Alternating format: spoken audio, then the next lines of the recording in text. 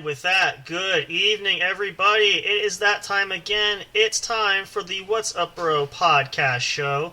It is what our week referred to as our Shoot the Shit weekend. It's Friday night, the first of our weekend series.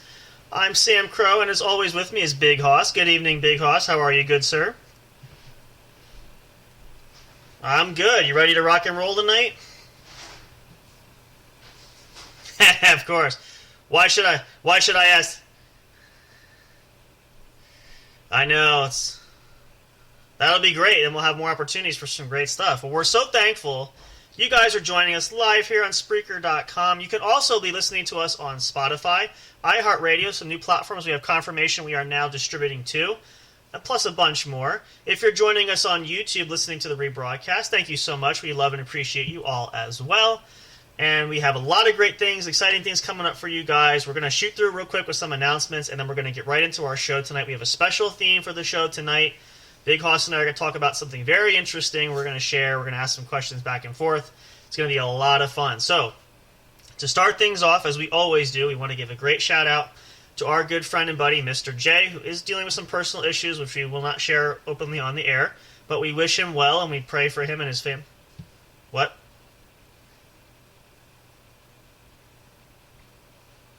Okay. Okay. All right, well, let me finish. I'll finish that up, and when you find it, let me know. So we do want to wish Mr. Okay, go ahead.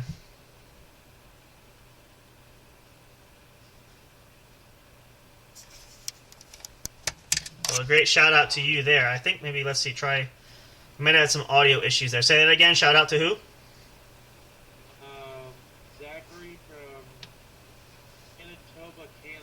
Perfect. Hello, Zachary. Great shout out there. I think my headset was going off, so we might have some glitch in the beginning there. I don't know why. I guess this is not working. I'll try that later. Oh, these technical glitches, we never seem to get enough of it, but hopefully we can work this through. We always persevere and move through it, so we're going to perceive and go on forward. But yes, we do want to wish Mr. J and his family well. We also want to plug his show, RagnarokInc.com. The Sanitarium channel. Check him out on Spreaker. Good buddy of ours. We love the show. Hopefully we'll get him back on here soon. But and a shout out to my friend who made it aware that some people with hearing issues, having some issues hearing us. Don't worry. Trying to fix that for you. There we go. Let's turn up that volume first of all. Shout out to Mr. Brian Goodyear. Hey, all right. To my attention. There we go. Yes, thank you. We're still working on some details. Now, I have the volume up here on my sound system. Hoss has patched through. And judging from the audio, it sounds like that's coming through much better. So hopefully this will be a better night. We're still playing with things, so we apologize. There's still some blips and some glitches that... So everybody knows there is an algorithm when it comes to podcasting. Yeah. There's a science to it. Yep, for sure.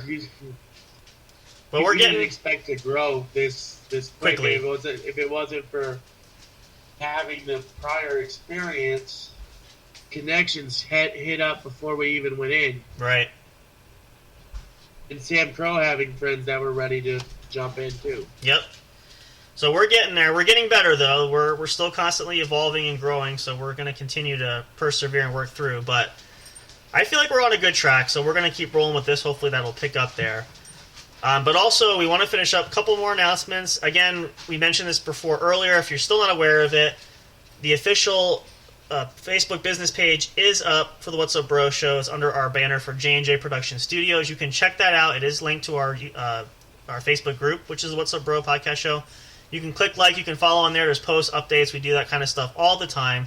There is the What's Up Bro show's YouTube. Excuse me. I'm getting ahead of myself here. I'm tongue-tied tonight. It's Friday night. My goodness. The Facebook group you can join. It's open to anybody if you want to be involved in that. Thank you so much. We love all of our members. I do need to step in the kitchen and get a Red Bull real quick, so I'll be right back. All right, I'll finish up the announcements then. So, we also want to mention, too, the website is still in development. We have that coming for us. It's exciting for new things to come. If you didn't hear any of the other announcements in regards to that, our good friend, our webmaster, web designer, Mrs. Olivia Bright, who's working very hard on the website, is going to be making her debut appearance on the show October 22nd, Saturday. Mark your calendars. You don't want to miss that. It's going to be fun. It's going to be exciting. We're going to talk about the website. She's going to share some things about her web design, what she does as far as creating web pages and coding and all that sort of thing. Share a little bit more about herself. You don't want to miss that. Stay tuned for that. We'll give you more updates. We'll continue to post about it, but stay tuned. It's going to be an awesome, awesome show. We're really looking forward to having her here. It's going to be fantastic. Another great staff member that we have behind the scenes, who we really appreciate all of our staff members, is here, going to be on with us. It's going to be a lot of fun. Also, a reminder, we have it for a little bit. It is coming into October. We have extended it, but the challenge giveaway is still in effect till the end of the year. We're still trying to grow the channel. You have still have a great opportunity to win some fantastic prizes, so take advantage of that. Don't let that slip through the cracks. We're going to get some prizes ourselves, but we don't want to take everything for granted and keep everything for ourselves. We want to share the love, so help us help you and win some great prizes. Many ways to do that.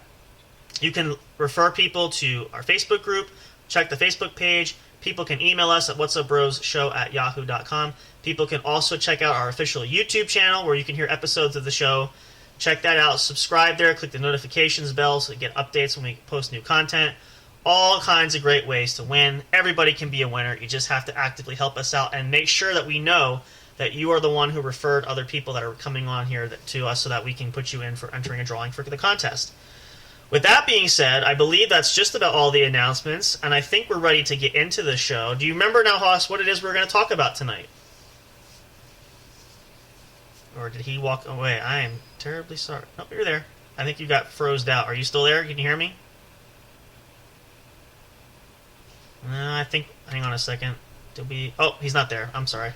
My camera froze there. Apologies. Oh, he's on his way back. Hang on a second there, folks.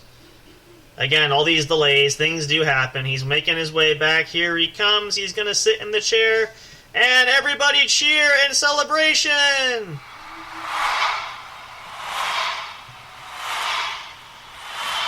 Woohoo! Okay, are you ready to roll there, big boy? Do you remember what we're talking about tonight? Oh, from what I hear, we're talking about bail bondsmen and bounty hunting. We are. So, just to dive in, we're going to go in here. We've been talking about some great things, talking about college experiences, all that sort of stuff. We have shared about some business ventures and activities. I have friends that are experienced in this field who say, in order for me to get a bail bonds license, I have to have criminal justice background. You do not. And that's what I told them. I don't think so. I think you're misinformed. It's good to have that, but it's not a requirement for getting obtaining a license. I thought. Right. Because you're studying it. I'm more of a office manager. I don't really need to be out there unless I have to be. And even if you do, getting a licensure, there's no... What he was telling me is like, I would have to sit in the car and work from there if I didn't get licensed. I'm like, no, you don't. Not necessarily. No. So he doesn't know what he's talking about. I think he's bullshitting. Probably, which is why, and this is a big reason what we're doing for this episode tonight is to help educate people and really dive into this. Because you can meet so many people on the PS4.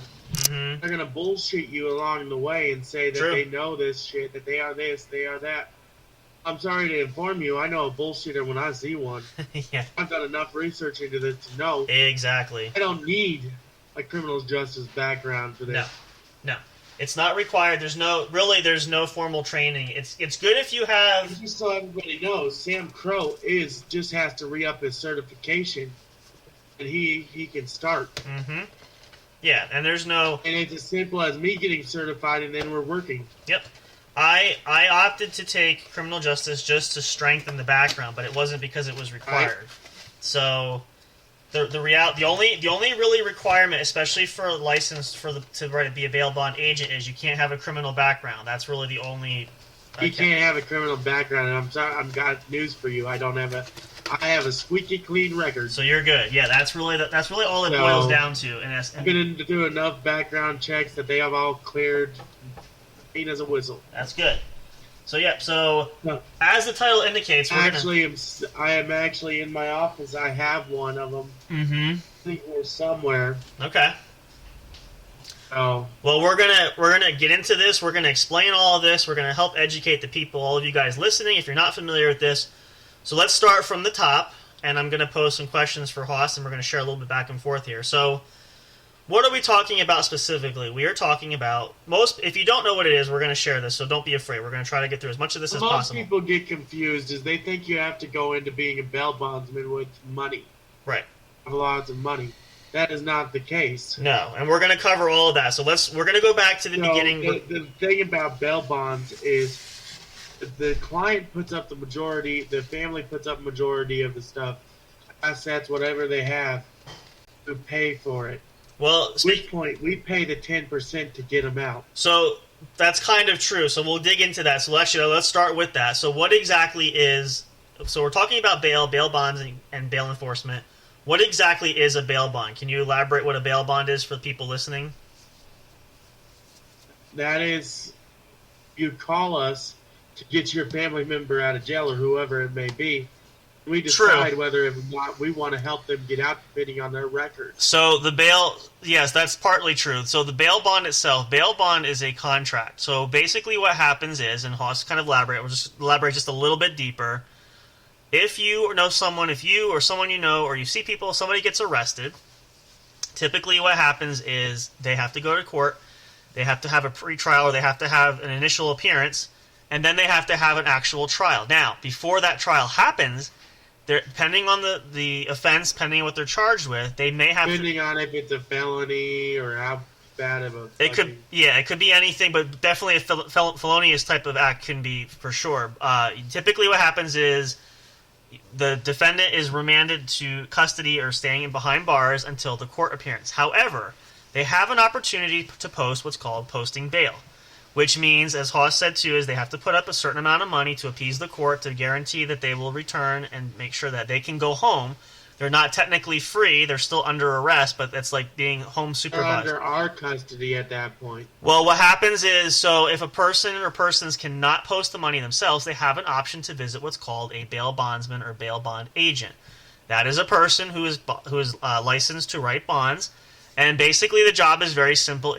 And Haas, again, will elaborate, we'll go further, what we would do is we sit down with the individuals, we come up with a contract and an agreement. Agreement typically states is that we cover the cost. Now, how it works is monetarily, money-wise involved, most bail bondsmen have insurance, just like anything else. Insurance company covers a certain amount of bonds. So, for example, it could be we could have insurance where it says we can write up to $500,000 worth of bonds in the course of a year, because usually your insurance plan covers, you get a certain allotment. $500,000? Just as a rough estimate, for example, could be up to $1 million. Depends on what your insurance policy is that you take out from the company. It's just an example of what the financials could look like. So that means we have up to that allotment. Now, the 10%, which is the standard rate, it could be as much as 15, but usually it's 10. The 10% fee that the individual has to pay is a non-refundable deposit. It's a payment for the bondsman or us if we do that. That's our service fee. That does count towards the actual bond itself, but that's the percentage that we keep in order that we make money. Now, part of the agreement with the bail bond as well is if you can't pay it yourself, you need to find an indemnor or a co-signer, a person who assumes financial responsibility in your stead. So let's say if Big Hoss, for example, I hope you don't, but let's say you get arrested for whatever reason, and you want to post a bond, but you can't afford it yourself. Let's say you ask your mom to help you. Your mom will co-sign, which means she will say, if you can't pay it, she will assume the financial responsibility. Now, why that's important is that protects the bondsman in the event that the bond is forfeited or falls through.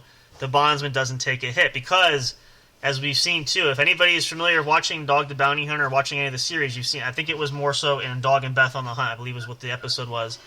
There are bondsmen that do risk losing their business, and how they do that is if they take too many hits and they take too many losses on bonds, their insurance company can drop them, and then they're pretty much screwed in a manner of speaking. So it's very important. Number one rule is for a bail bondsman is always have a co-signer, always have somebody else to tie to so that you are not left off the hook. Actually, let's just take this for instance. Mm-hmm. The co-signer could have no idea that this motherfucker jumped bail. Initially, right. Yeah, so you have to call them and go, hey, where's our exactly. Let's get bail. Well, where's he at? Typically what happens, and that's sort of what goes on, is that when I wanted to explain this first. I remember one of the other episodes I was watching, and I'll never forget this was an episode of Dog the Bounty Hunter. If you haven't seen it, it's great. You can watch episodes on A&E. I believe they do rebroadcasts of that. You can find it pretty much anywhere. I think Amazon has it as well. There was an episode, Dog and Beth had a bail bond agent working in their office in Decline Bail Bonds, which is now defunct. She wrote a bond. Two things that she did that was really, really wrong, and I remember watching the episode, and Dog had such great composure because I would have been flipping my shit out big time. The bondswoman that they had, there's two very important rules that she ignored when she wrote this bond. For starters, she did not charge the defendant 10%.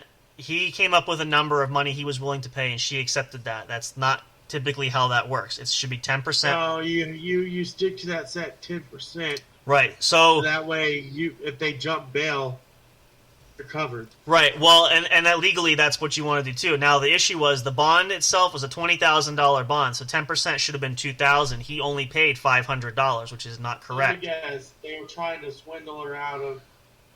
In essence, I think so. And the other thing, well, here's the number two rule. Remember I said there has to always be a cosigner, somebody to vouch for you.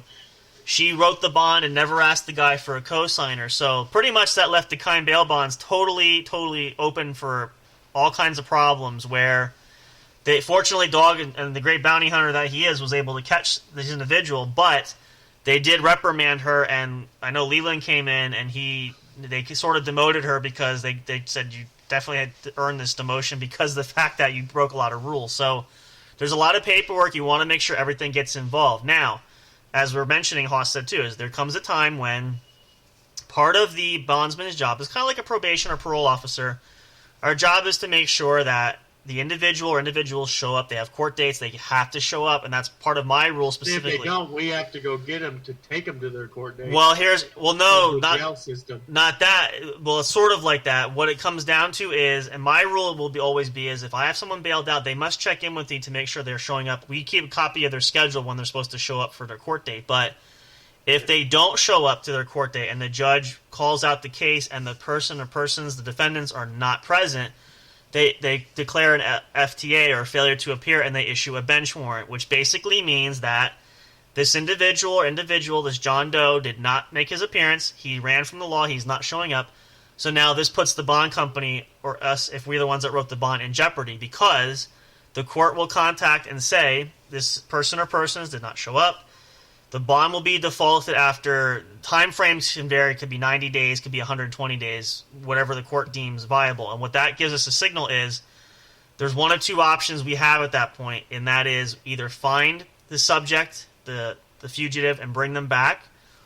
Actually, that's really the only option. Or the bad option is you forfeit the bond, and then we're out that money. So that's not a good thing. This is what leads to what's also part of the profession as the fugitive recovery agent, or more simply known as the bounty hunter, which, Haas, I'm sure you've heard that term quite a few times and may know some people using that term, right? If I'm not mistaken, give or take.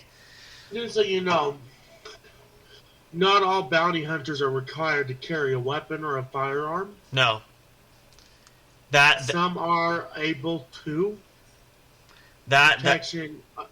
Yes, no, you're right. Yeah, you're right. The caveat there, which we're going to get to in just a second once we get through the job there, we'll explain the details. The bounty hunter's job, the bondsman has a right to track down the individual or the fugitives, or they can appoint someone else to act on their behalf, or the bounty, i.e. the bounty hunter. Now, the major difference between the bail bondsman and the bounty hunter, the bail bondsman is an officer of the court, kind of like a lawyer or a judge or something of that nature. A bounty hunter is a private citizen who's acting on behalf of the bondsman, but only has the power transferred by the bondsman to act on their behalf. So, What Haas is mentioning too. For instance, for those that are not familiar, like we go, the bail bondsman is in charge, is like the police chief, commissioner, or whatever. Sort of. It's just example.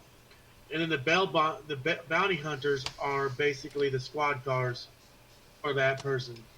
In a manner of speaking, yeah, that's kind of true there. The key point of that is, and this is what Haas was mentioning about the weapons and stuff, is bounty hunters are not considered law enforcement; they're considered private citizens acting on behalf of the officer of the court. So that means, depending on your state where you live, it's very, very, can't emphasize, very important to understand and know the laws in your state, because you are acting in a private manner. You do have the authority of working for the bondsman or working on his behalf. A previous episode may have been about me trying to get a concealed carry license, which I assure you was just an example, a pre-word act, for people to learn difference between somebody, say, mentally ill, and somebody that can actually own a weapon. Right. Well, and again, it's the key point though is, as long as the state allows, and a lot of states now, again, there's a lot of federal-wise, there's gun rights and gun laws changing, but as long as the state you live in allows that, you can carry. You just have to make sure that you do your homework and that you understand the laws of your state, because if you break any laws there, you are subject to criminal prosecution just like anybody else. So if you're looking to do something in this field or become a recovery agent or even a bail bondsman, make sure you do your homework, because you have to know the laws in your state, not just federal-wise, but state-wise, especially because that is why I'm just the office manager. Yeah, it's a simpler job, right? You don't want to get too technical because it makes things more complicated. I am a glorified accountant at that point. Pretty much, yeah, that's a good way to put it. I like that term. I was sitting there and we were joking on the PS4 last night, and the motherfucker goes, "You're basically just a janitor." No, you're more than that. Glorified accountant at that point. Well, I'll tell you what, the office manager really is the heart and soul, too, because a lot of the phone calls get answered there. They run the paperwork. As Sam knows, I'm very professional when it comes to phone calls. Mm-hmm. Yep. Me and him have been on video chat when I've gotten a phone call on the computer. Yep. I just gave him this sign like, hold on. Yep. I turned away and answered the phone, and he saw it right away. Yes, how can I help you? Mm-hmm. Yeah. So... That's why I said you're more than just that. I understand the precepts, but office manager is a very important job. But it is a safer bet in that regard. Now, a lot of times office managers do get their license, and they can, even being the bail bondsman is not bad. A lot of the times they have the authority to go out on the bails too. They can, right? If you need if they need extra hands that is not known by the perpetrators, if my face is not known, I can come in and find the dude real easily. And as long as the person, so for example, like if we were to go out and you're coming with me, as long as I'm the licensed bail agent, you'll be fine because you're working with me. So it's not like you're... As long as I haven't met with the client already. Right. Then... Yep. Then we're good. And then, the thing is, Sam knows I'm very good at changing my disguise in a matter of minutes. Yep. So then... Times I came in and I started up the video chat, he didn't even recognize who I was. Yep. That's true. I remember that. Oh, what the fuck? Yeah, I remember that. That's true. But yeah, no, that's a good point though too. And again, it's not, as long as you are constantly diligent in studying and understanding laws there, you'll be fine. Because really, the key point of that is, I'll use this as an example because I knew somebody who did bounty hunting where it's not so much if you're traveling in state; it's when you travel across state lines is where you have issues. Now, For instance, I had a friend... Now, for warning, we cannot legally go off United States grounds to get a guy. No. There's a no-no. No. Bounty hunting and only a privilege and bail for example, that's where Dog and Bounty Hunter went wrong. Yeah. They got so invested in their case that they were like, we got to get this dude. Well, that's a good point since you bring it up. This was a special episode on Dog the Bounty Hunter, but just a quick review briefly. I'll help you guys understand. There was a case. It was a high-profile case. A man, his name was Andrew Stewart Lester, who was accused of, I think, 70 counts of raping women and got off and escaped and jumped bail and left the country, went to Mexico. Now, Dog and Leland and Dog's, it's his blood brother, Tim, and forget who else was helping them. They went across into Mexico to rearrest and recapture Luster, which they did, and they brought him back. However, because bail laws and bail is a privilege in the United States, it is not recognized outside of the U.S. and Canada or Mexico. So the issues were there was a wanted fugitive in the States. However, the Mexican government turned around and charged Dog and Leland and Tim with criminal kidnapping because they took a citizen from the country of Mexico and took him across lines and all that stuff. So again, understanding of you need to realize laws for that. Now, even something as simple as traveling across state lines. Now, if the case is big enough, I know there are instances where you can have, if you have confirmation that a fugitive is in another state. So, for example, if we're in PA here, and if Hoss knows there's somebody I'm looking for in Colorado, I can contact Colorado authorities and say, hey, listen, you have a fugitive there. I have the information here. I need him back. Can you just have someone arrest him and transport him, extradite him back across and make it easier, which can happen. So if the case is large enough, that's a possibility. Now, if you're traveling yourself, and this is where I was going to use a story, I know somebody who worked as a bounty hunter for a while, and I remember he told me one time there was a case offered by the bondsman for him to capture or to go after a couple of fugitives who jumped a state border from Pennsylvania into New Jersey. They fled across the Delaware River, and they were in New Jersey. They had confirmation. They knew they were there. Now, the problem was my friend who was going to go chase him contacted the state authorities, contacted state police in New Jersey, and said, I'm a bounty hunter. I have a case. I'm looking for a couple of fugitives. I want to come across and rearrest them. What are your weapons laws in the state? Now, if anybody who's not familiar with it, I'm from New Jersey, know this too, New Jersey is not a very weapon-friendly state. So they're basically, you can't use essentially any weapons whatsoever in the state.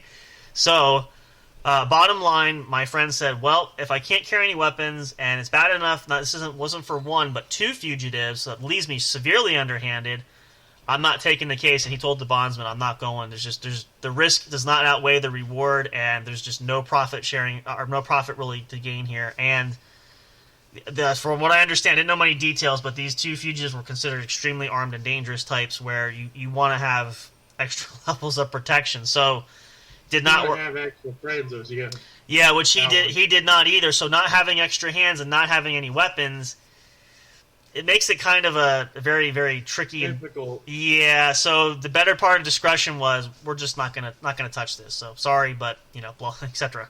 So there are all these type of things. So it's important to know that, but it can be a very rewarding career. It has great earning potential. Now, again, if anybody's following, and I know because I'm friends with a lot of different bondsmen across the country, and I follow a lot of the news. There's always been a discretion between the United States government and bail enforcement, bail bonding, all that stuff. There is those that seek to try to do away with the bail bonds industry, but there are great men and women out there.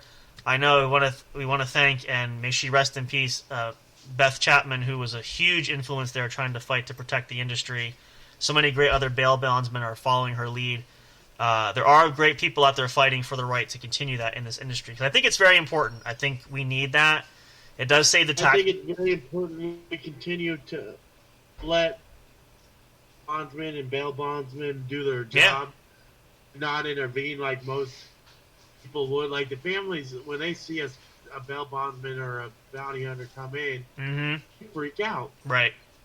At which point, you got to separate them from the situation. Yep. Because it can be very volatile. Oh, yeah. Yeah, that's true. When the bigger guys come in and they just go, hey, you need to move along. Right, yeah. Trying to apprehend this suspect here. Well, family members don't want to see that. They don't. No, well, that's a good point you bring up too. Is a lot of times, in a lot of cases, the co-signers are usually parents or relatives of the fugitive, and they're more concerned with, the safety of their son, their daughter, whatever, grandson, granddaughter, where they will potentially risk obstructing justice by not helping the bondsman or the bounty hunters get the fugitive, which is definitely technically a no-no. Let me tell you this subject. We know a lot about me and Sam Crow ourselves. Yep. We have a lot of knowledge. We've talked many times about this. Oh, yeah. And it is going to happen eventually. Yeah, we have a plan. We just have to get certified, find a space for an office, and open up the doors and get it all open. But once that happens, roll out the red. I can guarantee you one of these days, me and Sam Crow are going to open the office together. We're going to do a podcast right there out of the office sometimes. Yeah. That's what a suit has multiple purposes. Exactly. There you go. Hey, listen, We're our home base for the podcast eventually. Exactly. We are a huge venture capitalist firm, so we're looking to grow and be a big industry here. So you heard it here first, for sure, folks. So don't stay tuned for that. That coming in. This isn't just a topic we've thrown around. No. The podcast was the first test of our business capability and business venture. Yeah. On how we work together. Yep. And so far, it's going. We already knew there was going to be no issues. Oh yeah. We might bicker every now and then, but the funny thing is, who doesn't? We always bicker off air. We don't really bicker as it is. We've always thought alike. We should share. Maybe one time we'll air it. We should record ourselves. We have like a blooper gag reel, and you can hear kind of just what we're talking about because they can get pretty hysterical. Like this morning, I get a phone call. I called my friend who is complaining about, "Oh, we can't hear you." Well, speak up, big man. Right, speak up. I'm sorry to tell you. I'm speaking as loud as I can, and I picked the echoest room for the podcast. It happens. It's not. It's the fact that I have a fan in one corner and a fan in the other corner. Yeah. That could possibly be muffling up. Can cause issues, right? Yeah, it happens. So there's many issues. I like Sam knows. He sees the mic sitting right in front of me. Mm-hmm, yeah. There's no. Well, and oh, you can't hear me. And like I said, I mentioned to you earlier when I listened to, if anybody missed it too, you can check this out. We started a new segment for the show, the What's Up Bro podcast show's Game Corner. I went back and listened to the first episode. Whatever you did that night, you came in clear as crystal sound. Almost sounded like you were in the room with me. So I don't know whatever you did then, if it's anything different than you're doing now, but it certainly worked there. So first night I did it. Yeah, the game. Yeah, on Sunday, the Game Corner. Mm-hmm. That Sunday. was yeah. When we played the game with Miss Eliza and Mr. Fire, we played 20 questions. I was on my phone at that point too. Well, maybe that's an idea because that whatever you did. Yeah, I had my gaming headset on. Yeah, that could be part of the problem. Now again, I'm just speculating. I can't say for 100% certain, but the problem is I'm running off of an old laptop. That will see. I think that could also be the problem because I have an extender. Yes. And the thing is, my audio mix might not be getting enough power. Right. So now, once you have a new laptop, that could drastically change that entirely. Which I can guarantee you most likely will be tomorrow. All right, you heard it here first, folks. Hands together. Yes, we hope that's the case. Because guess what? Grandma and Mom are both going to be here tomorrow. Nice. There you go. There's a good way to put it. That usually means we're going shopping. Oh, okay. Well, there you go. That's a good way to look at it. Perfect. And my grandma wanted to research the laptop I want, and I just told her I'm not really gaming on my laptop no more. Right. I really don't. I play one game on my laptop. Yeah. And that is Bloody Roads. I don't really game anything else on my laptop. Right. Only reason I have the laptop now for the podcast. Exactly. And I guarantee you it can handle one game. Exactly. And the podcast, because this one I'm getting is meant to fold up. It's more compact than this one is. Mm-hmm. This one is going in to get cleaned and bugged and reset and all that. Right. And then it's going to get passed down to the next person. There you go. We are, again, it's a good service of caring and sharing all the way around. That's fantastic. And what's funny is I usually do all the repairs on this computer myself. Mm-hmm. Cam Crow's always wondered how I did it. Right. As simple as this. I have a secret backdoor code for this laptop. Okay. I just press the 0 key and power button at the same time. Interesting. At which point I hold the power button and the 0 key. Okay. And when I powers on, it turns on. You hold the 0 key, to which it makes a beep sound and it resets to default. Right. Yeah. And everything is wiped. Okay. And I just insert a disk after it finishes wiping it. Nice. And as soon as that, it's brand new. It's default. Everything's. That's how I reset the passwords on certain computers without knowing it. I popped in that disk. Well, there you go. It took me years to figure this out. Well, better late than never. There's always that. That's a good thing. And I'll tell you one thing: you can learn it on YouTube. YouTube is very Anything great. you want to learn Yeah. about computers is on YouTube, and There you that's go. how I've learned Very how nice. to enter a computer through a firewall back door. Very, very nice. There you go. See that? Everybody, it's great what you can learn nowadays. It's on there. That's fantastic. I think we're going to take a short break here. We're going to get something to drink. We'll take a bathroom break. You guys can do that as well. Thank you so much for listening. This is the What's Up Bro podcast show. We're going to talk more about bail bonds, about fugitive recovery, all that stuff. I'll share a few things that I have, some gadgets and things I have. Talk a little bit more in depth about that in a second. But we appreciate you guys listening here. Again, if you're listening anywhere else, and if you're listening to a rebroadcast, thank you so much. We love and appreciate you all. Hope you're enjoying the show. Hope you enjoy everything else we got coming up. We got some great content, some great guests going to be coming up down the road. It's going to be fantastic. Oh, I can guarantee you, too. As soon as I get this laptop, there's not going to be shows that are not going to happen. That's good. I will be on every night at some point. Yep. We're going to get a lineup. During the day if I can't be on at night. We're going to line up. We got some ideas for some new content things we're going to add, so it's going to be a lot of fun.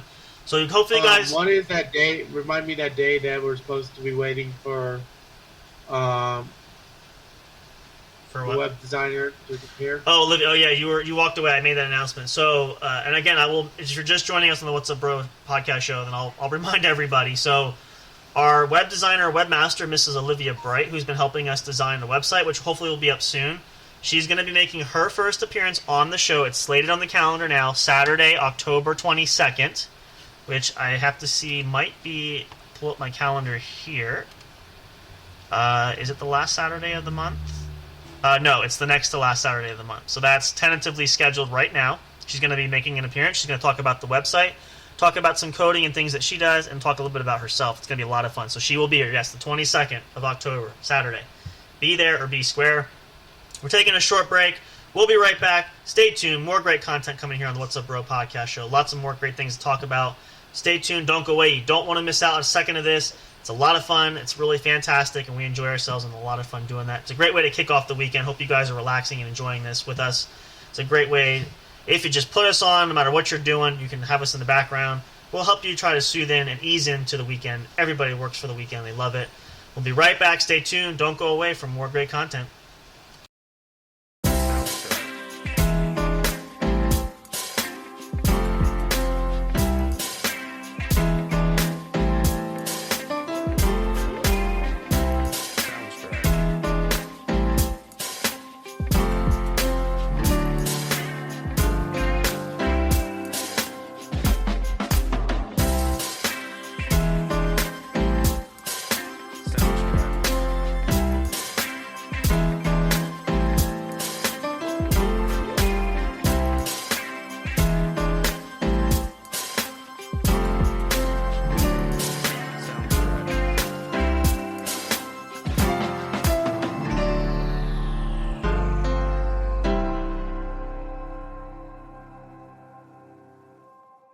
Soundstripe. Soundstripe.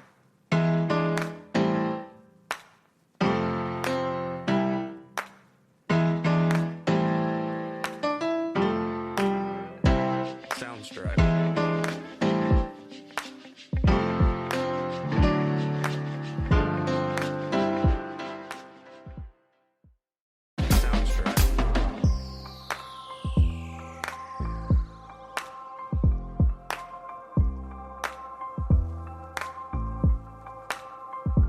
Soundstripe.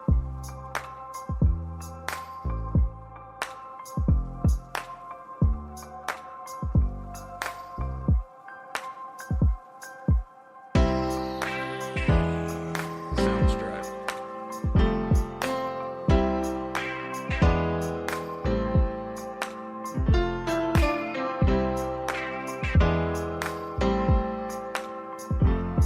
Soundstripe.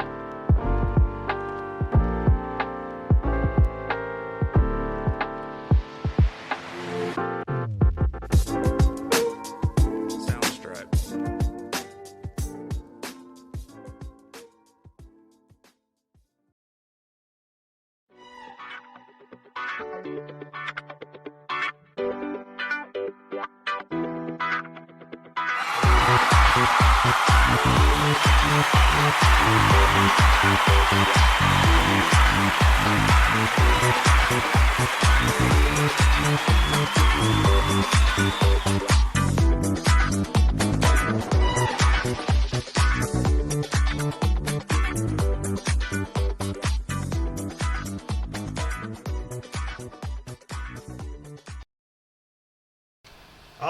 hey, we're back, everybody. Thank you so much for hanging in there. This is, in case you are just joining us for the first time, the What's Up Bro podcast show. I'm Sam Crow. With me, as always, is Big Hoss. Big Hoss, how you hanging in there, bud?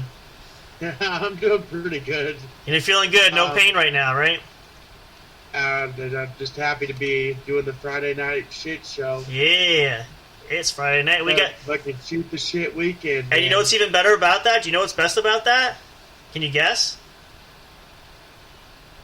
Oh, let's start off with a joke that just happened right before we went on air. Okay. A bit earlier. Fucking Sam asked me a stupid question, and I just instantly go, no. It was a fucking lowercase. It was a capital. Again, yes. He asked if it was a lowercase h, and I just go, oh, it's a fucking capital, you dumbass. And that's what Here's she your said. sign. Oh! No, I'm just kidding. I said, here's your sign. He's a ha, you got me. He walked right into that one. Yeah. He wasn't expecting me to be quick-witted at that point. No, I never know, but you do keep me on my toes, I gotta say. So, in all fairness, that's really a good way to put it. I could just picture it now. He almost pissed his pants laughing. Because that tends to be our relationship. Pretty much. Fucking, he texts me in the morning, fucking wakes me up and pisses me off. And the next day I text him late at night, waking his ass up going, hey, wake up. Learn real quick. He learned to get a hold of me when I'm asleep. Mm-hmm. Just to call me, yep. Not text me. And I said, I got smarter. I started turning my shit on vibrate. I don't hear it. Cheating the system. I said, fuck you, I'm asleep. You can wait till I wake up. Well, which I mean, hours are from 8 it's fair. to 10 p.m. Yeah, which is your, I know you need your beauty sleep, so that's all. Obviously, or else I'm cranky. You cranky never. Should have seen this dude trying to take my breakfast burrito at Wheels the other day. That can't be I good. looked at him and go, are you sure you want to do that? Yeah. I wasn't even holding the fork. In the other hand, I had my fist balled up. Right, yeah, well, it's always Take good. my breakfast burrito and see what happens. Because as soon as you grab that breakfast burrito, my ass is going to go funny. I surely would not, that's for sure. Well, we do want to roll right. He just looked at me in the face. I said, are you sure you want to do that? He goes, oh, because you probably got a fork in the other hand. You're right, there you go. Wah, wah. Well, we're going to get rolling. We want to get right back into the show. Thank you so much for listening. If you're just tuning in and you didn't catch the first portion of the show, again, if you missed anything, you can go back and listen to this on YouTube. And we also have episodes up on Spreaker. Anywhere else you can find us, you can check it out. But we are talking about radio as of recently. We just got a reward. Yep. For, what was it? What was the whole thing? We got added to a bunch of shit. Yes, we submitted. So we have now confirmed distribution on Spotify, and we just received confirmation that we are now officially on iHeartRadio, which is fantastic. Woohoo! Still waiting on. We are on Spotify. We are on Spotify. Yes. Yep. Okay. So we are confirmed. I checked the account. We're good there. We have a couple others that we're waiting for. Google Podcast is one that we're waiting to hear back from. But would you have to say? The time that we talked last, we did sign up for Facebook Business, so we are on Facebook Business now. We are official. Yep. Facebook page is up. Find us everywhere you turn. Yep. And we have some more great things coming up. Sam Crow texted me one early morning. I just woke up. I'm drinking my coffee. He goes, got time for a meeting? I said, no, not really. All scared like. He goes, well, here's the deal. Time for this meeting. I go, why? What is it about? I'm scared now. And he goes, you need to go RO67 with this shit. Yep. And that was just all he said. And I said, all right, I got time for this meeting. Let's go. Yep. That's all it takes. Code words. That works. So, But yeah, no, we're growing. We're everywhere now, so you can check us out. But we're gonna go back. We were talking, and we're still talking about. And if you missed the first part of the show, I just want to recap quickly so you can catch up. Talking about bail bonds, bail enforcement, bail industry. If you're familiar with that, great. If you're not, we're trying to educate people to try to help you understand what it's all about. I think a lot of times, a lot of people have misconceptions about what it really is, and that's why they're not sure about it. So I'm trying to help. That's why we decided we needed to do this episode about bail bondsmen, because Peel that curtain I've back. been hearing people saying you can't do that, you're not able to, you don't have what it takes. Well, I'm sorry to tell you, I actually do have what it takes. Well, and And I don't need a college degree like everybody thinks you do. No. In criminal justice, no. No, it's helpful, but no. Tell you, all you need is a video, a book. Videos in a book and a test in the back of a book, and you're certified. Well, it always helps. Now, there's two courses to look at this, though, in that regard. If you're speaking strictly from the bounty hunting standpoint, there really isn't much there. Now, from the bail agent standpoint, you do have to take an official license test to get licensed, but it's still not that big of a thing. The thing is, I'm thinking, honestly, this is what I'm thinking. I'm going to be the office manager, get certified, just be a bounty hunter with you. Okay, you can do that. I'm not. You write the bonds, but we hire somebody to write the bonds in the office, and we just tell them I'm their boss. You know. Well, pretty much with the so how that would typically kind of work would be is if I write and have somebody else who writes bonds, is that the primary job you do is make it easier for us, kind of like us having assistance with the show here, is that the only grunt work that I do is writing the bonds. Your job is to organize paperwork and make sure everything's on file and make sure you can even... Technically, you are in the United States. You really don't have to be on site. No. No, it was because for bondsmen, I mean, it helps that what I would have to probably do, and I may do this. We got Zoom and all this stuff and all this cool shit. Mm-hmm. They didn't have. Exactly. It's much easier for the bail bondsman to be on a different undisclosed location. But you still have to. Now that's the other thing. That's a good point to bring up. This is another important thing for the bondsman standpoint is, even though, like now, for instance, if I wanted to write bonds in Colorado, I have to get licensed through the state of Colorado to write bonds there. I can get it from where I'm at. I could take a test, but you do have to have licensure. So. Another, for instance, because I know this because he opened, so since he has to relicense anyways, decided it was both beneficial that we both get certified as a bail bondsman. Yep. And then it would be easier for us in the long run. Right. To have two licensed people, and we've been through it so many times. It just doesn't work out when we hire somebody. Do that because guess what? People love the power. True. People love a position of power, and guess what? Only certain people have what it takes to be in that position. Well, and the other thing is, when you think about it, here's the other flip side of that. And when you mentioned this earlier about people having misconceived notions, different things. The problem with a lot of bondsmen is when you have your own bond company, you're working in the same industry, but everybody has their own way of doing things in their own business. So, and I know this because I will tell you, I've been involved with so many arguments and fights, not physically, but over different... let's just go background in this. Me and Sam Crow's basic background thing we have in common is in our lifetime we worked a lot of security. Mm-hmm, yeah. Many different aspects of life. True. Very true. And he had the difference between me and him, I was the foot soldier on the ground. He's the one in the office looking at you with the camera. True. Stopping you at the door. Pretty much, the one having to wrestle you to the ground. Fortunately. I hadn't at that time, I was prepared to, but didn't have to.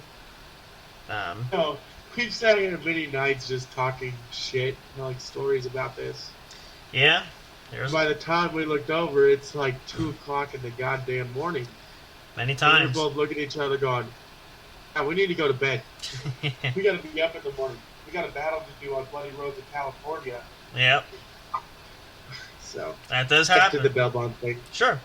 No, but I was gonna say it makes a good point where people argue and they'll say, everybody, you work under the same umbrella, the same industry, but the problem is because the bondsman does serve the court for a purpose, but also a businessman or woman, they have their own way of running things that people develop, just like in a normal realm that we have people, everybody has their own opinion, they have their own, different thing.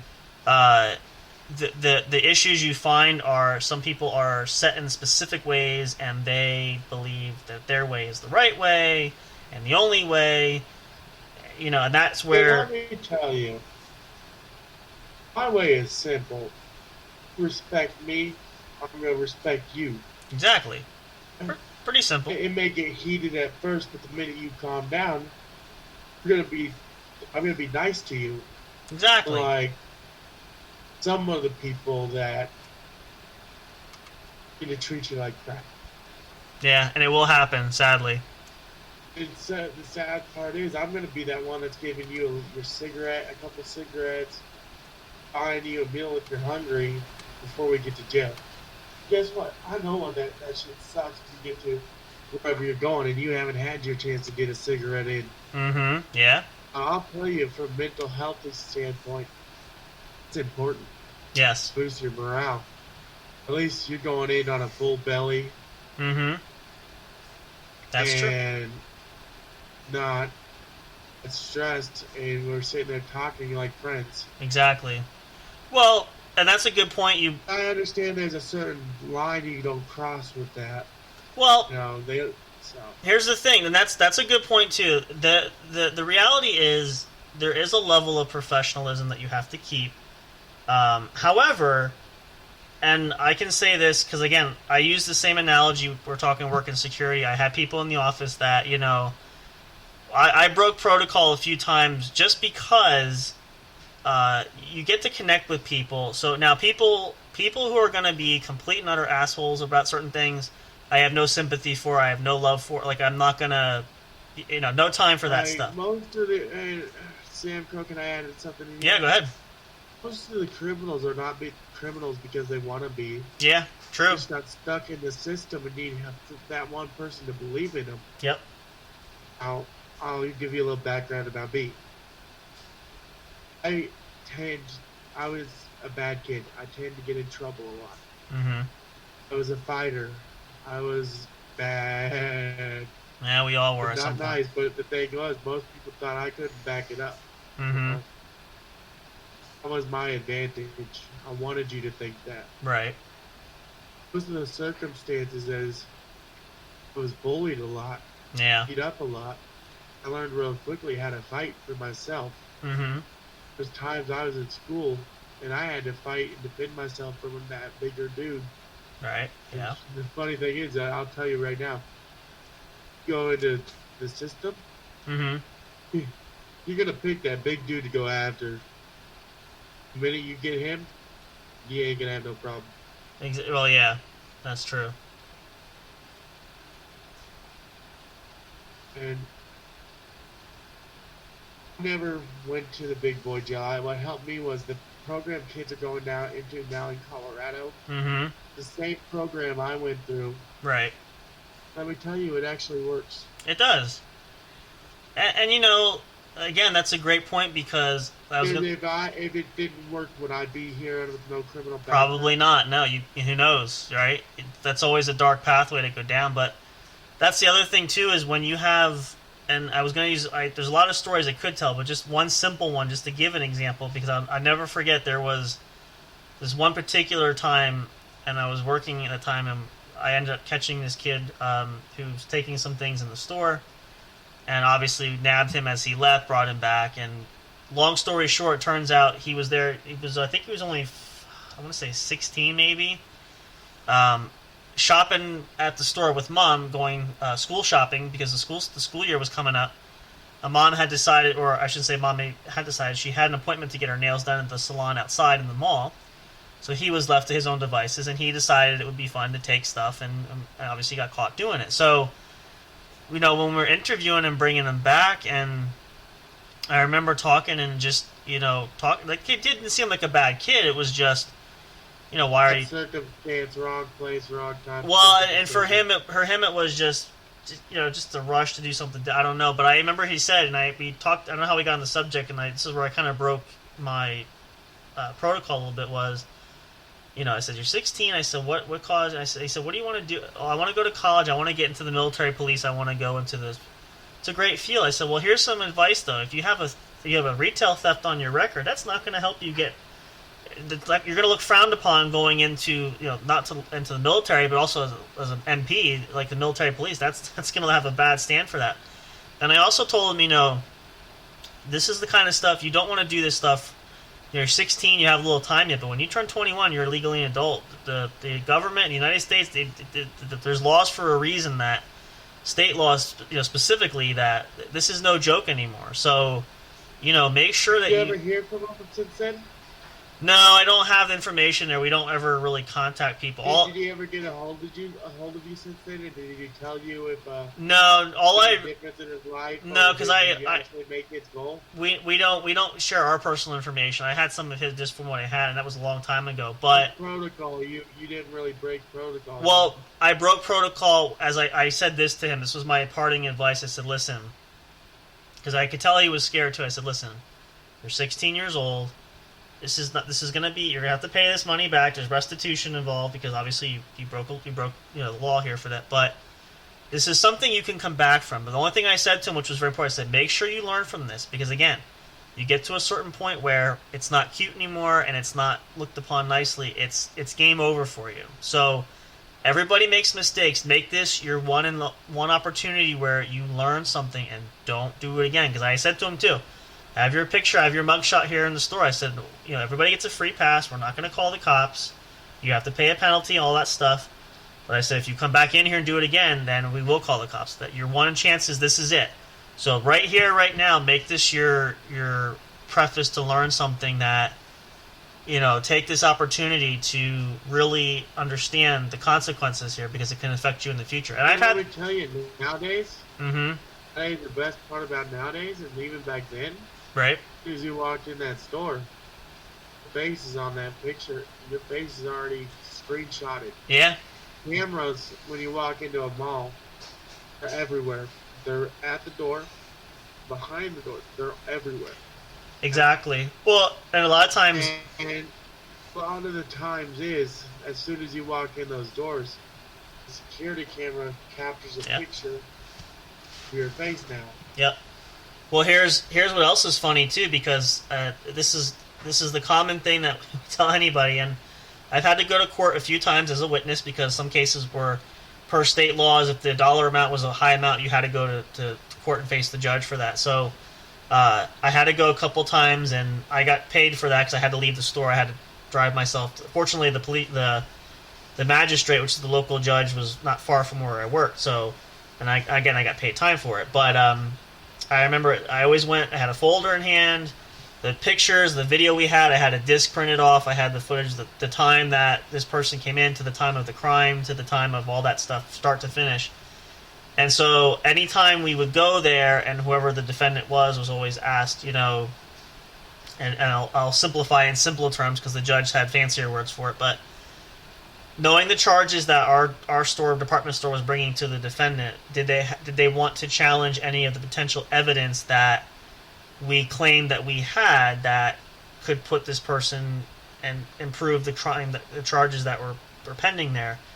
And 9 times out of 10, most people knew, because the first thing we always tell anybody is we do have footage. We have surveillance footage, which is going to show you clearly, and the ability to zoom in and get close. I have you clear as day taking this item on a nice candid camera picture. So if you want to fight those challenges, that's perfectly fine. We can go to an expensive trial for that, but I do have enough evidence that's going to pretty much... A lot of the time, they don't have the money to go to well, trial. and most times they knew, since we had... All you had to say was, we have footage of you.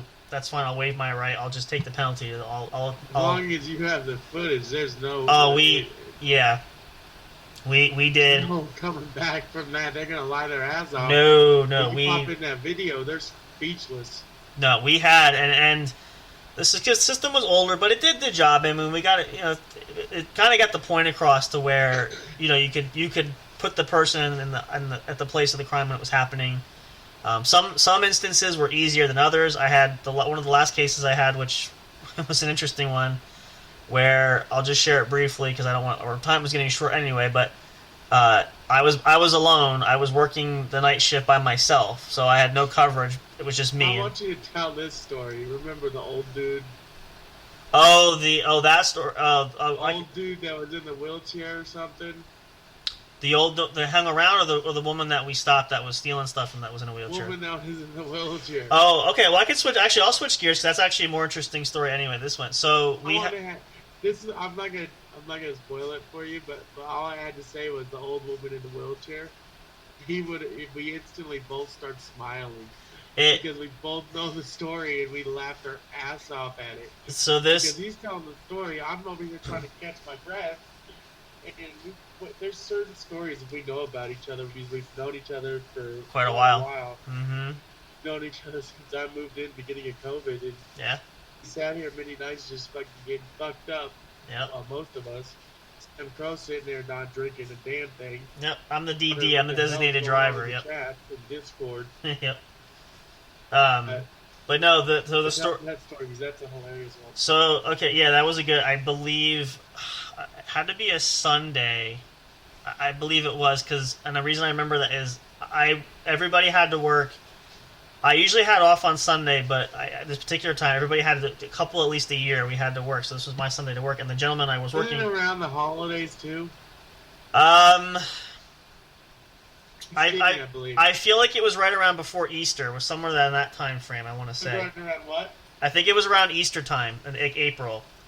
But I remember because we work in the afternoon shift, and usually it was a day shift, so it was usually I worked open to close, which was like 9 a.m. till 6 p.m. kind of deal. So, and Sundays can be hit or miss depending on the weekend. But this particular time, I didn't find the case. I assisted with this. I didn't get credit for the actual stop, but I made the apprehension. But because my coworker noticed her first, he got the credit for it. But I did help. I was on the report.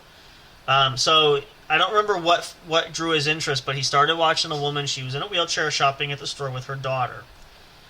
Now, obviously, the rule of thumb is it's always the person that you least suspect, so you never know. You just have to kind of be. It's almost like going. The way I always put this job we kind of was like a fisherman. You kind of have to sit back and wait for that hook to be baited and to be bitten into. But anyway, my coworker started watching this woman, and I was watching, I think, something else, and I just told him, if you need me to back you up, if you think there's something there, let me know. And long story short, I don't believe it didn't happen quickly. He observed her going through the jewelry department. A lot of the jewelry department, there's little tables that have like what was referred to as junk jewelry, like necklaces and not very expensive ones that were sitting like on a pyramid on a table, like nicely designed, all that sort of thing. So he told me, yep, we're taking this woman. I said, oh, the woman in the wheelchair, why is that? He said, well, I was watching her and she wheeled herself near a table. She took a box that had, I think, a couple boxes of earrings and some necklaces, and she pushed herself up on her chair and she put them underneath her. She was sitting on them, clearly with no intention to pay for them. So we had her selecting the items. There's a procedure we had to follow. And so he said, I got the camera, you run down. So I took the mobile phone, I had a radio, I went on the floor because I had to wait till she exited the store. So I actually went. Wasn't a very far chase. I actually went downstairs to the employee area or the pickup area where customers come in to pick up online orders, and I sat there. I was talking to the dock guard, somebody who watches the door there, and I was sitting there chatting. And I told my coworker, I'm on the radio, I'm here by the door. I said, I know. I looked out real quick. I can see her. She's heading this way. Just let me know because I'm not going to chase her. She's not going to run fast in a wheelchair anyway. No pun intended. But so. I waited. He finally rated. Yep, she's outside. I said, yep, I can see her. I'm going to walk out. I have my ID. Or we call our badge, and I can stop her. So I went outside, and I went across the parking lot. Her daughter was just packing her wheelchair in the back of the van. They had a van there. She was closing the trunk, and I said to her, nope. I showed her my ID. I said, don't even pack it. Take it out. They're coming inside. I went around to the driver's side. Mom was getting in, and she saw me before she closed her door. I said, nope, don't even get in. I said, you're coming back in with me. I said, you know what this is about. Don't make this a big thing. I said, I can see the merchandise in the driver's side door. There's a pocket, so she had her stuff stuffed right there. I said, well, I need my wheelchair. Your daughter's getting the wheelchair. I already advised her that. And then the partner came out, too. Shortly, we brought her inside. She didn't fight really hard because, obviously, we have you dead to rights. We have you on camera. We have all this stuff. We have the evidence. And here, you have the items with you in your possession, which you reclaim. So we got her inside, brought her upstairs, went through the whole spiel of, got her information, where she lived, her address, all that important information for paperwork, and explained that she has to pay restitution because she was stopped in the store, and so forth, and pay a fine and all that kind of stuff. So did that, got her all cleared up, and then she, once we were all said and done, she proceeded to ask, well, can I go back downstairs and go shopping? Well, no, because the store policy is if you're apprehended for theft, if you're stealing items and we catch you that day, you're banned from the store for 24 hours. You can come back tomorrow, but you cannot come back anymore today. If you stay in the store, I escorted her, make sure she left us. If you stay in the store or I catch you coming back in today, then we will call the police, because then we'll have you trespass because you're not supposed to be here. So it was quite an interesting story because, again, it's the least person that you think is the likeliest.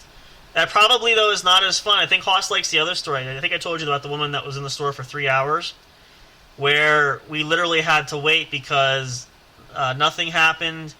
And let me make sure, did I lose you, Hoss? I feel like you're frozen. Are you still there? He may have let out. All right, we'll have to come back to that. Let's take a quick pause. I want to tell this story. I want to get him back in here. So let's pause real quick, just to make sure. Again, technical glitches. We're still trying to work this out. Sometimes this works and sometimes it doesn't. It's the internet. Technology is a wonderful thing when it works. I'm sure a lot of you have been down that same road. Oh, are you there? Did I get you back? Yeah, I'm here. Oh, there we go. I think you're froze. Okay, no, then we don't do it a commercial. That's great. No, we're hoping to get you back there. That's good. So you know, I'm not froze. You're froze because your screen glitched.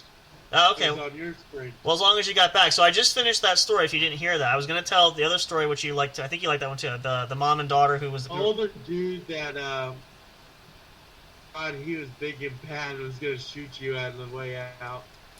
Oh, that guy. Oh, that story. Oh, that I could tell that one quickly. That was this guy was. Long story short, was we call it like a repeat offender. He was a constant. He'd been flagged in different. After you tell that one, I'm gonna tell my story of the older dude. Okay, I'll make. Me. Then I'll make this. If that's the one you want me to tell, I'll make this one the last one, and then I'll let you tell that one because we're gonna get ready to wrap up here in a few minutes. But I remember this night specifically. This was a Monday night. This was late night shift. It was probably around 7 p.m.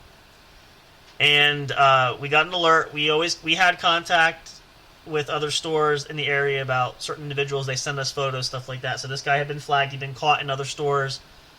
And so we have what's called a BOLO alert, be on the lookout for. And so we had his picture and all that stuff. And sure enough, he walked into the store. Now, in this instance, he had a different story and stole different things. But in this case, we caught him. He was stealing a necklace. It was right around before Valentine's Day. And once we apprehended and brought him upstairs and did the whole riot act, his claim was he stole the necklace for his girlfriend because he wanted to give her something nice for Valentine's Day. Like, you could have just bought something and steal it, blah, blah, blah.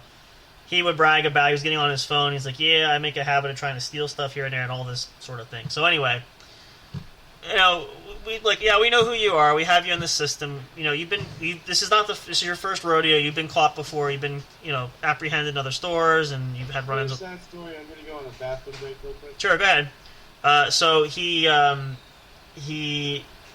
been through all this stuff before, and so we did a sign out, which means we didn't call the cops. We just gave him his fine and said the corporate office will be in contact. You'll have to pay this and that and all that stuff.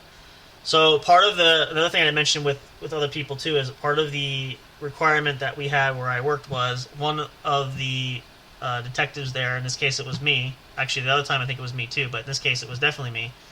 We have to escort the individual. We have to make sure that they leave the premises to make sure that they're gone. Otherwise, we call the police. So this guy that we stopped and his girlfriend were walking down, and he's was mouthing off about, oh well, yeah, you caught me, this and that. He goes, I'm gonna come back. I know who you are. I know your face. I know the other guy, your partner, who's with them. I'm gonna come back here. I said, you come back here anytime you want. I said, results are gonna be the same. And he's like, yeah. He goes, I'll look for you. I said, I'll tell you my schedule if you want to know I'm here. I'll watch for you any day of the week that you want. So I helped him out the door, and then he's like, yeah, well, next time don't apprehend me or don't arrest me this night. I said, next time don't take my shit, and I won't. So, very cocky-like. And again, those are ones I have no sympathy for, and he's been down this road before, so that's why there was really no love lost there, because it was something that he was used to, accustomed to. So very interesting for that too. Now that you're back sitting there, do you want to tell your stories before we wrap up for the night? Yeah. Go ahead. One night, I've already been working since 5 o'clock that 5:30 that morning. Mm-hmm. I was in the Denver Rescue Mission program.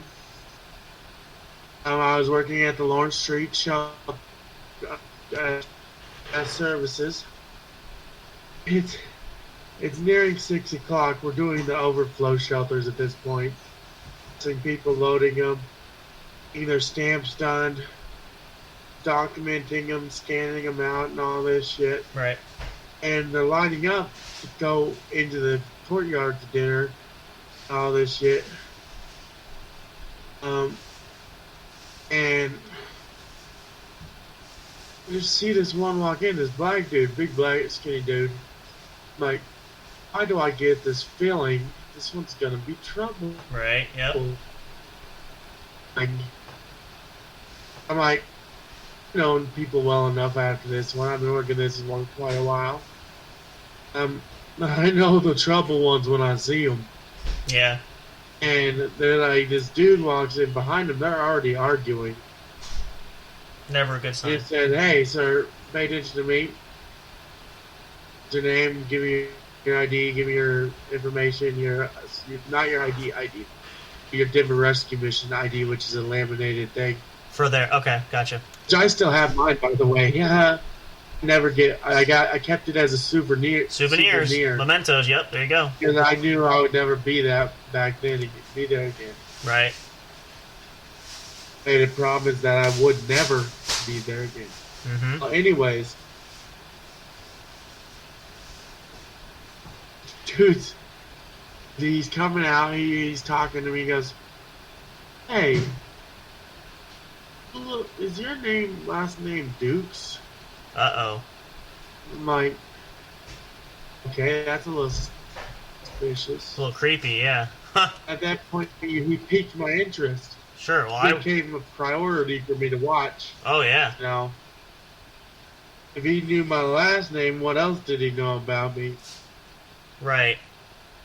I didn't. Well, technically, I had my ID on around the neck, Oh, but okay. I didn't know where it was showing. I had it face backwards, Right. like somebody would do, so that they don't know your name because they pay attention to that shit. Right. And I'm like, well, I look down immediately and I go, no, he's not looking at my name. I go, yes, sir, my name's Dukes. What's up? How can I help you?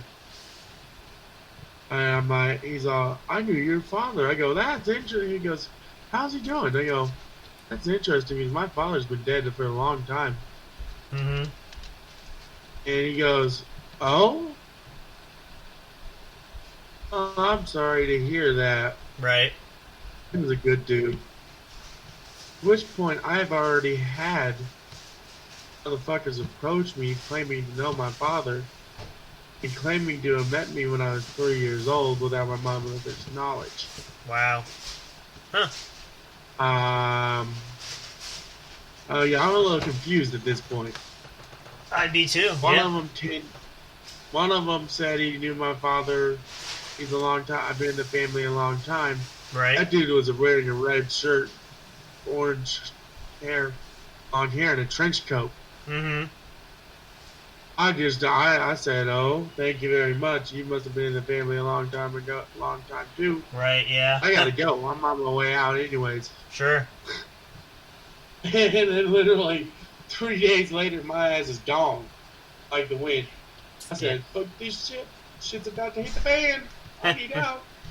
There you go. And thank God, 3 days later, my brother's all, come live with me. I'm like, I took the first opportunity off that train. I would too. I said, nope. And I'm telling my brother this. I'm like, what? He goes, what? How? Strange I told things. my brother these stories, and he's all, that doesn't make no sense. They might have known your father. Right, of He course. wasn't a good dude. Yep. He wasn't deep with a lot of people. Mm-hmm. Wow. It just goes to show you never know sometimes, right? Small world. Fucking shit happens to me. After People all. come out of the woodworks looking for me. That's right. No, things do happen. Well, I think we're just about out of What's funny time. is even Go ahead. What? No, go ahead. I'll let you finish that. Go ahead. Like I said in our past episodes, even when I went Ghost, Sam Crow was planning a jailbreak. Yeah. I just went Ghost. He didn't even know. He was calling my phone, leaving messages. Yep. One person got a hold of my mom, Papa Jack. Yep. To which point, when I got out, she goes, "Do you know a Eugene Randall's?" You do. Yeah. Well, I'm just glad we found you. That was the I'm main running thing. to him in a dark alley. No, I for said, sure. Here. Yep. Well, We're almost out of time. you said? we're about that time. We need to wrap up for the night. But we're thankful you guys could. What did we make the time to this time?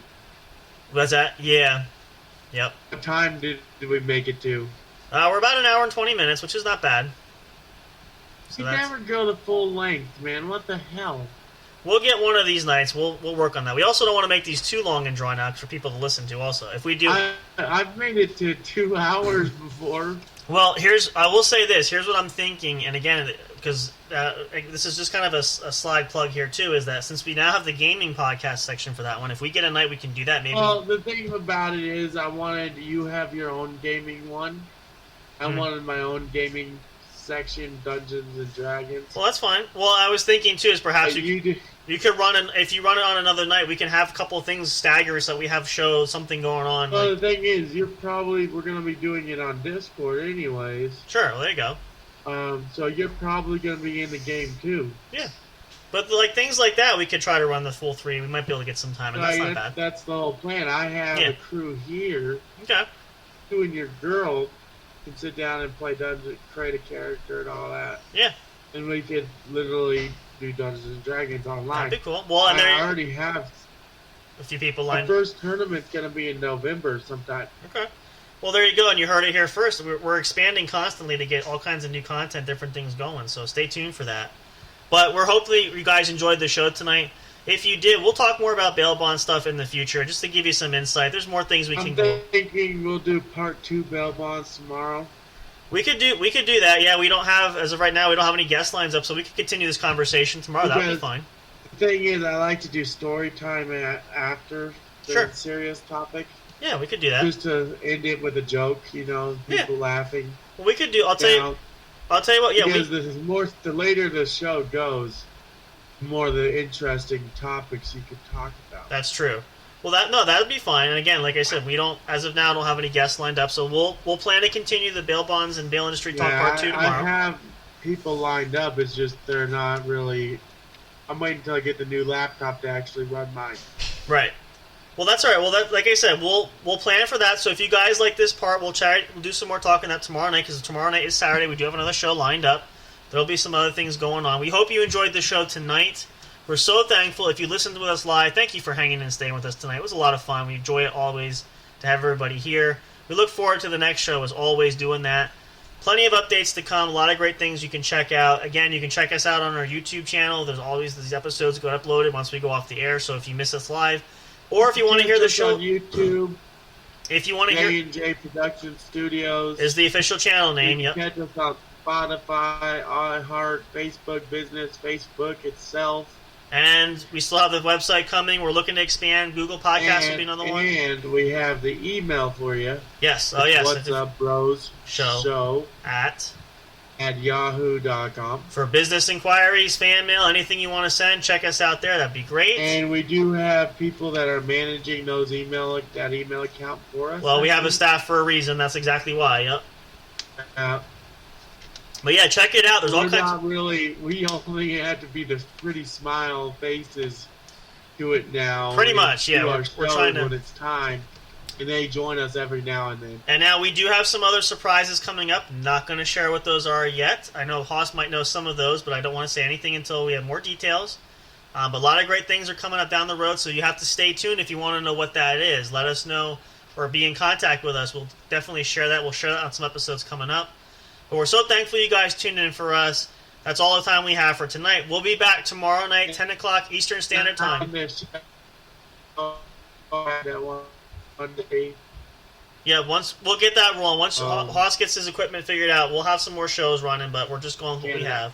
Again. Yep. But you guys have a good night. We thank you so much for listening. This has been the What's Up Bro podcast show. I'm Sam Crow, Big Hoss. Big Hoss, say good night to the folks. Good night, everybody. Stay tuned. Don't be shy. Don't be a stranger. Come back tomorrow night, 10 o'clock Eastern Standard Time. We'll be live on Spreaker.com. Check it out on Spotify. iHeartRadio will distribute, I believe, at the same time. 8 o'clock Mountain Standard Time. Yes, if you're out west that way, don't miss it. Set And your our time. normal show on the weekdays runs from 7:30. Yep, so don't miss that as well. A lot of great things coming. A lot of great things to come. We're so thankful. We love you all. Appreciate you. That's when you get Chloe Haas on the show. Yep. Well, we do hope everybody has a great weekend. Be happy, be healthy, be safe.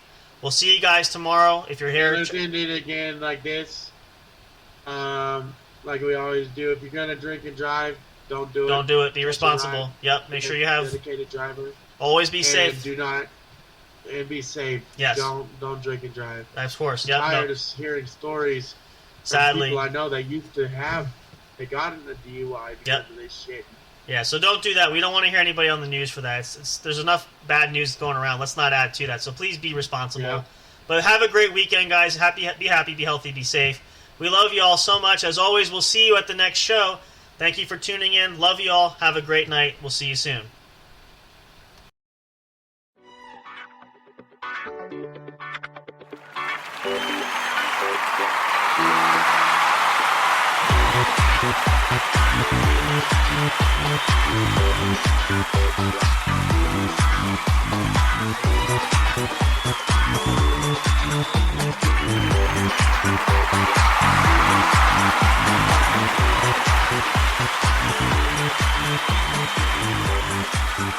you.